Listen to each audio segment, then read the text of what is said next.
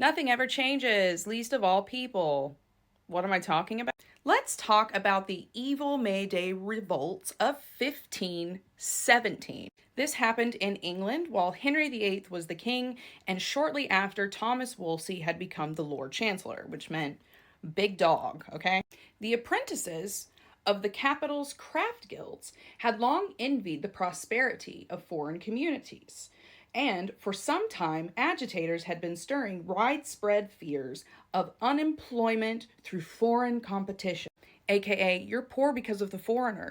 So it was that on Tuesday of Easter week 1517, a canon of St. Mary's by the name of Dr. Beale saw fit to lay the blame for the increase in the capital's, London's, poverty squarely upon the shoulders of grasping aliens.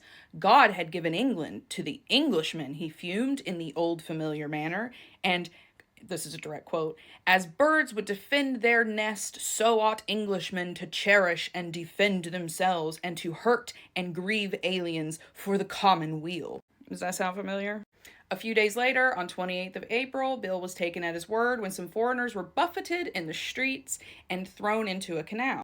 Rumor soon spread that on May Day, the whole of the capital would rise and all the foreigners would be slain.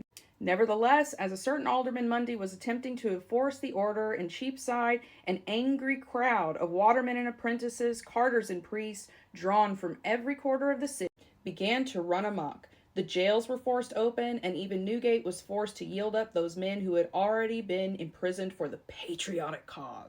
Sacking and plundering as they went, they first wrought vengeance upon St. Martin's and then steamed off to loot the foreigners of Cornhill and Whitechapel. In the process, the king's French secretary, Motis, barely escaped with his life, though the Italian merchants, by contrast, were too well armed to be pillaged with impunity.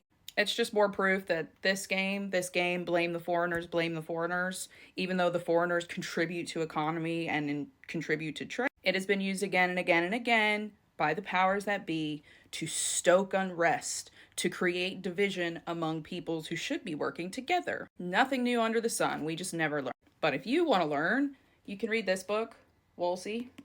Very, very good. Excellent book.